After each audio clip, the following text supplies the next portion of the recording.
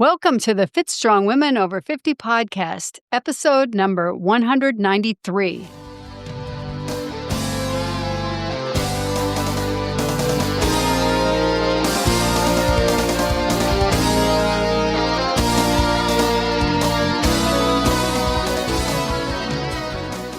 Hi, I'm Chris. Thank you for joining us today. And I'm Jill. Chris and I are your hosts for this podcast and the founders of the Becoming Ellie community. We decided to name our community Becoming Ellie because Ellie was the Norse goddess of aging who beat Thor in a wrestling match. Jill and I thought, hey, we want to be like Ellie, fit and strong as we age. You can find out more about the Becoming Ellie community and this podcast at our website, becomingellie.com. Ellie is spelled E-L-L-I. Today, we're talking about the end of 2025 and looking forward to 2026. As this year comes to a close, we wanted to do something a little different. Instead of a big recap or list of accomplishments, we're slowing down and reflecting on what this year actually felt like. What worked, what didn't, what we're learning about making choices as we age instead of chasing perfection. Yeah, that reminds me so much of perfection is the enemy of excellence or something like that. Like, it always sort of stops Or me in my tracks. Perfection's What's the saying? There was a saying perfection about that. is the enemy of what's it the enemy of? I thought it was excellence because you just can't get going. I'm not sure that it's excellence, but It makes me procrastinate. So anyway, yeah. we're not chasing perfection.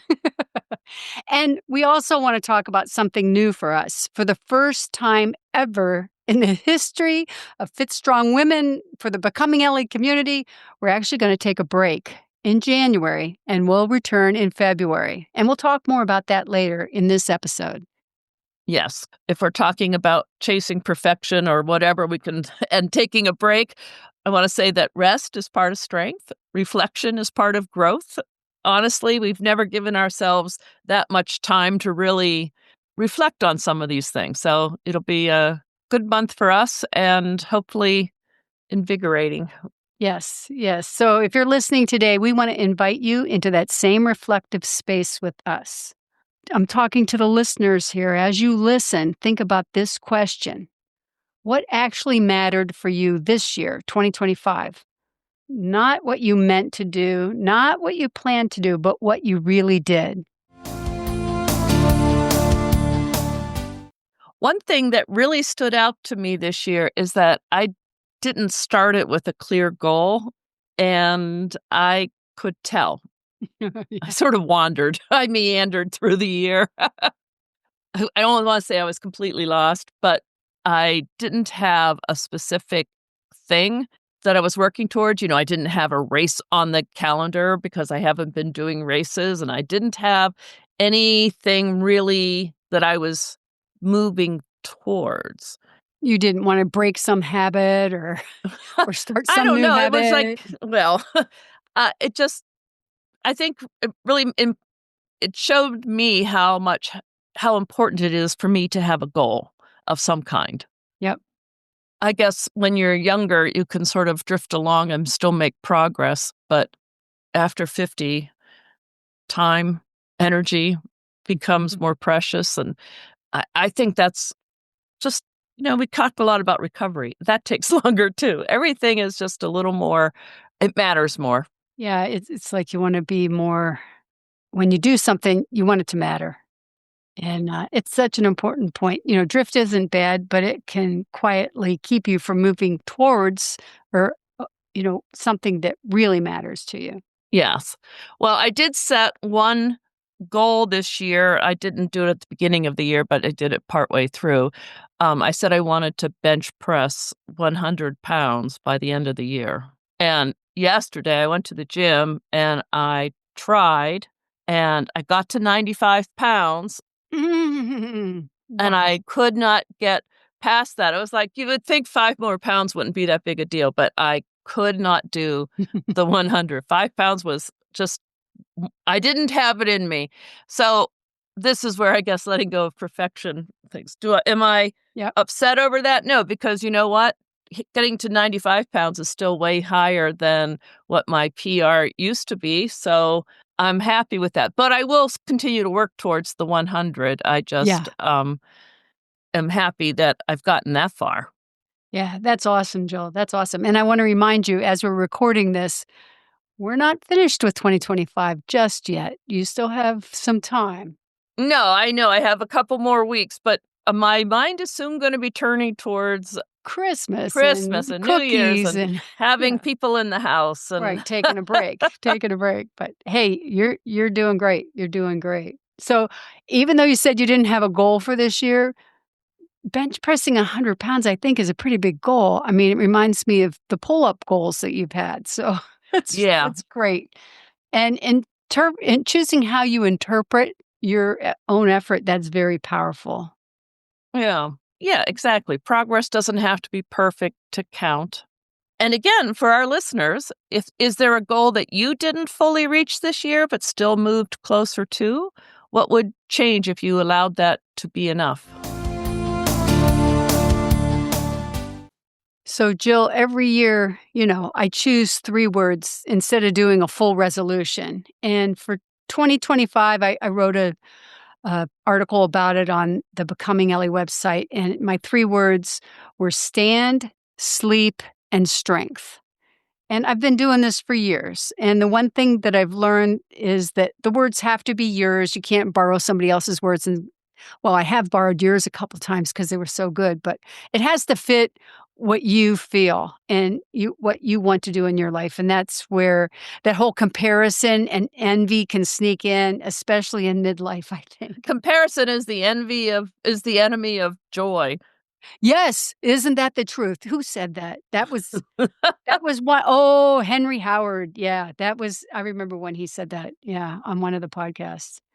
Sorry, I didn't mean to interrupt you. No, no, but, I kept thinking about strength. You mentioned your 100 pounds. Well, I am nowhere near that, but strength for me means restarting my strength training, and, I love kettlebell swings and weighted squats with the overhead raises and improving my cardio at the same time, and I wrote about that during the year also in Becoming Ellie, so if you wanted to see my workouts, you can, check those out. But, I've settled into 2 different functional weight training classes a week on Wednesdays and Saturdays, and they combine strength and cardio and some balance too, which I'm finding really great. I mean, a lot of those exercises are, tricky because you're trying to do lifts and, quickly and balance and anyway, I still don't jump in at full capacity, I just make sure that I'm staying safe with doing those different things, so So I went to the ear nose, throat doctor a few weeks ago, and he asked me, how was my balance? And I said, well, it's okay. I said, I don't do very well in yoga class. I sort of topple over when we do balance poses. And he said, oh, that's not really what I meant. Like, he meant like, am I dizzy or whatever? But Oh, he I'm said, so thinking, it's well, I good thought you're that's doing yoga. exactly what he meant, isn't it? I mean, I, yeah. I says, well, I'm working on it. balance is a key thing, though, especially as we age. All of a sudden, you can feel yourself be a little woozy, and if you haven't been practicing, it's like part of the thing. Yes. I think it's great that you're doing those classes. That really helps. I find classes really motivate me. It's hard for me to go by myself and just do some routine. I mean, I will force myself to do it, but it feels like the whole punishment discipline thing, like I'm being disciplined and not joyful, you know, do this workout, the music's playing, the instructor's showing. I don't know, I get a charge out of that and it works for me. Everybody's different, you got to find what works for you. Yes, I know. But I'm gonna share the story of Chris and I decided to go try a kettlebell class Oh, at a local gym, and when we got there, they it told was us, TRX kettlebell. And we're "It both like, oh, I hope I'm ready for this. yeah, it'll be fun."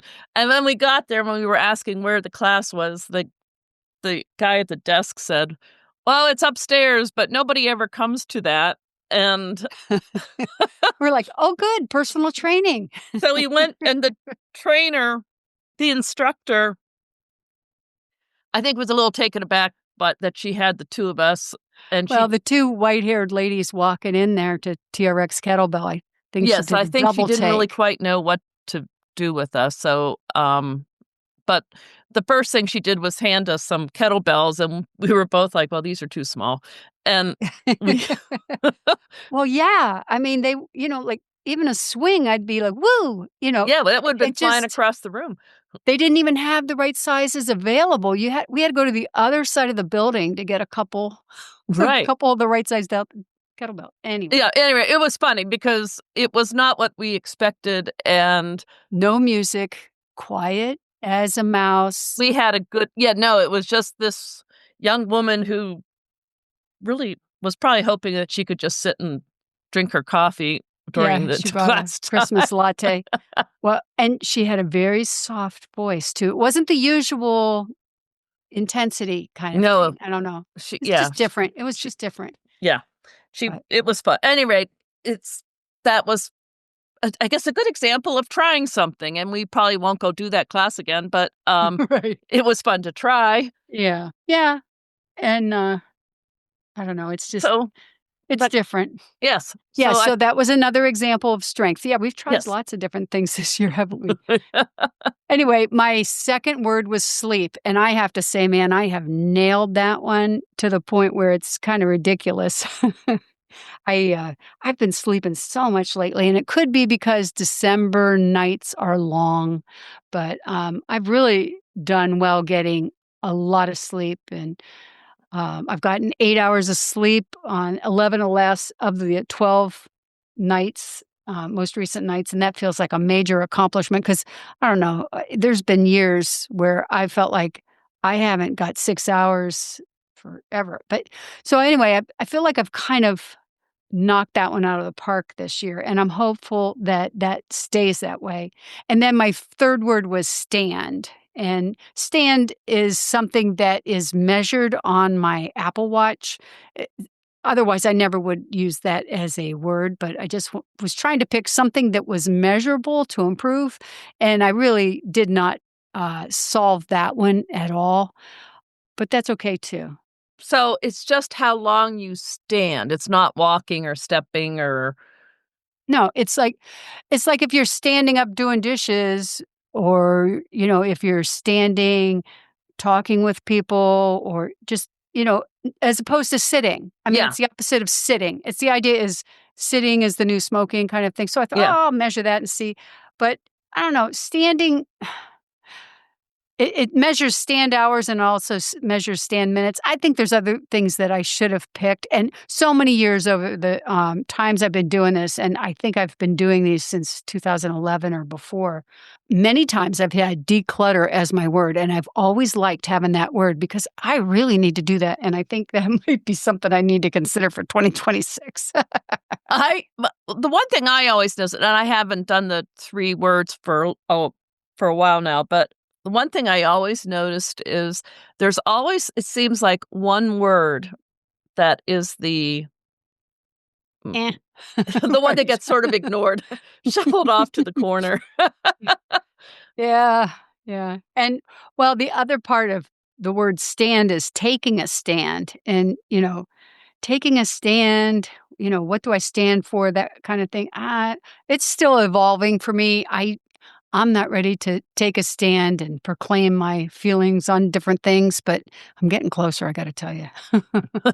Yeah. I just don't know if anyone feels like listening to that kind of stuff. So I have a friend who retired last year, and she has become very active in local political things, I guess. And she said, I expected to spend my time in retirement reading books and drinking tea and whatever. And she said, suddenly I'm doing a lot more activist stuff than I ever expected.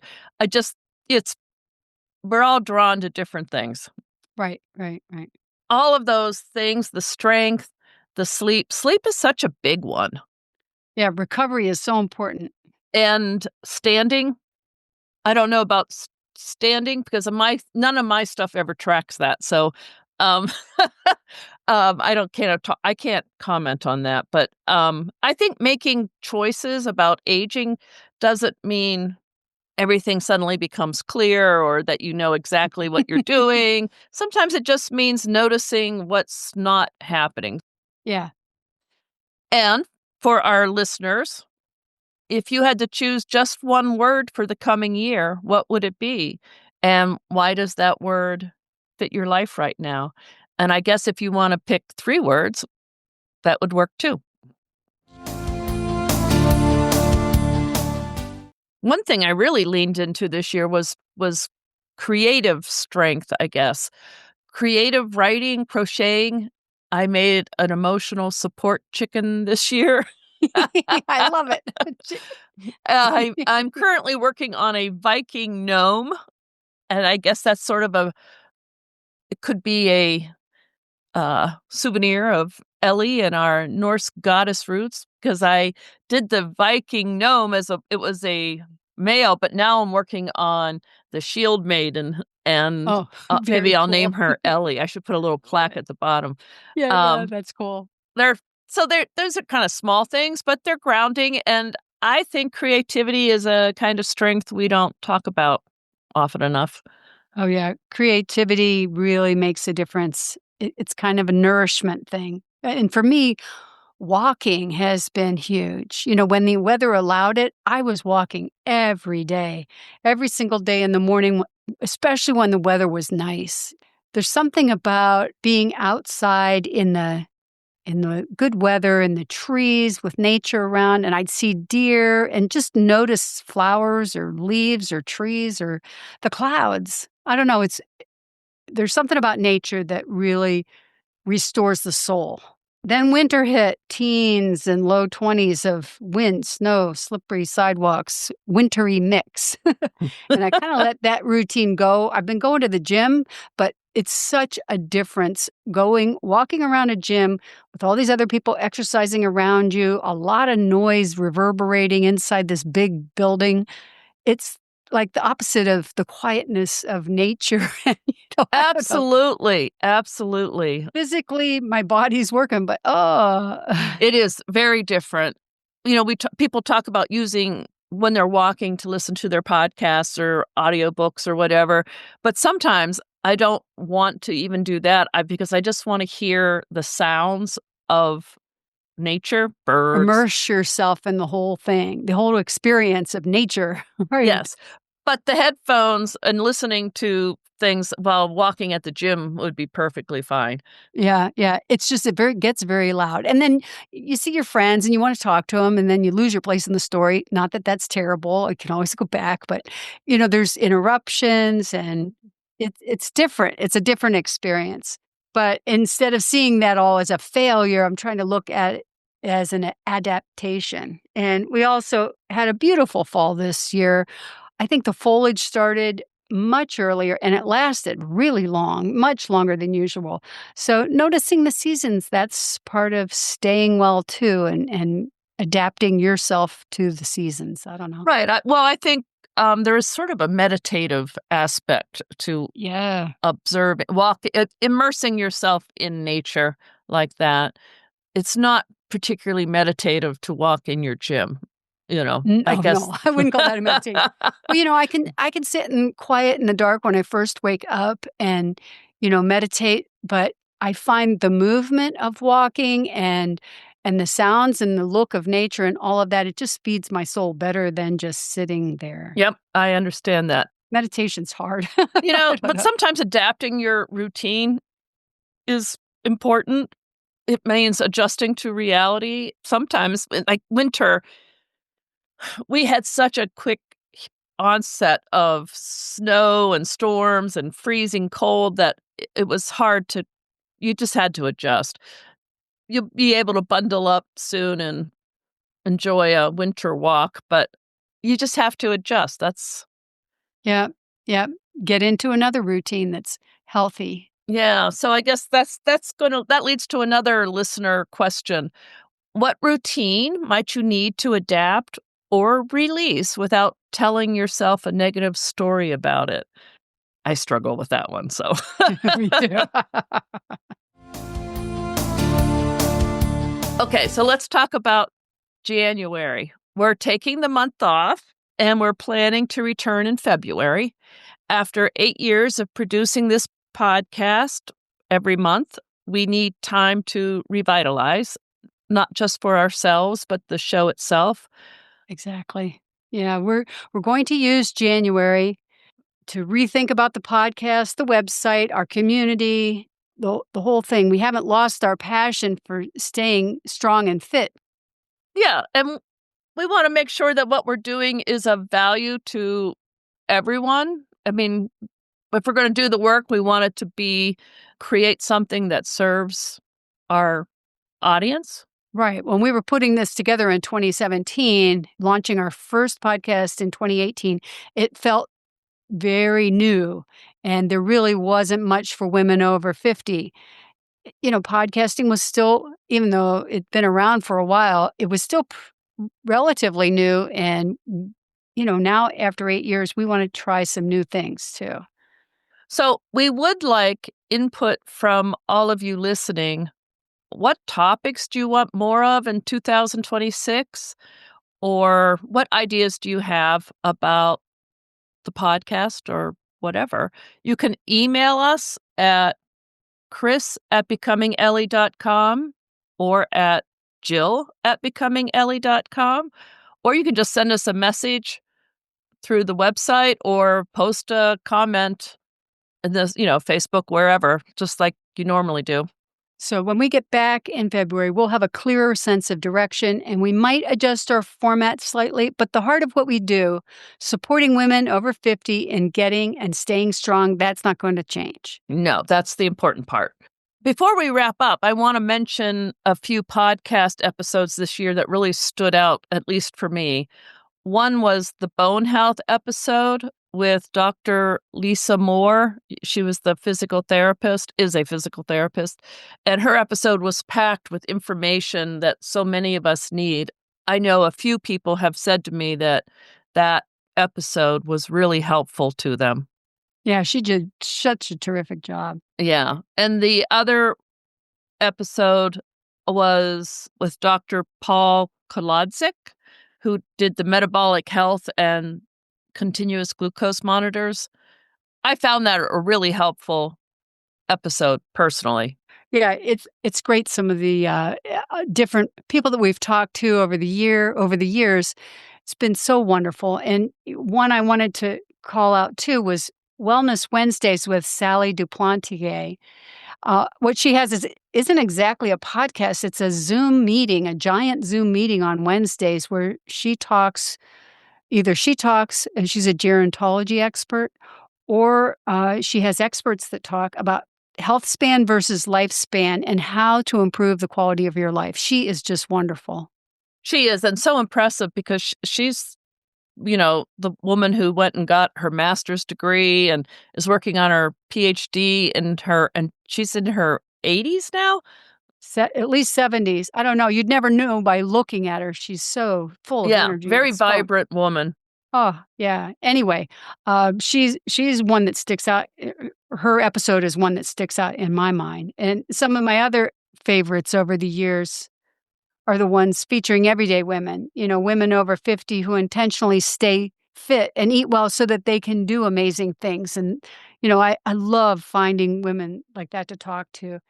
And going back over the years, walking the Camino, kayaking the Great Lakes, very long bike rides, hiking mountains, running endurance races, all those things. I love talking with women about that type of thing. And, not the influencers, not the people they're just regular women who are living their life. And those stories inspire me, I think, more than anything, just about every time.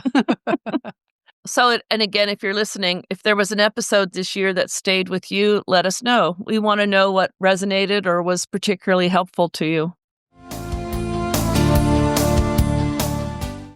So before we go, we want to say thank you. Thank you for 8 years of listening, for being part of this community, for sharing your stories with us, and for showing up yourselves week after week. You have given so much to us, and this break will help us to come back ready to give you our best. Rest is part of strength. We keep saying that. We'll see you in February. Until then, take care of yourself. Thanks for listening to Fit Strong Women Over 50. Stay strong.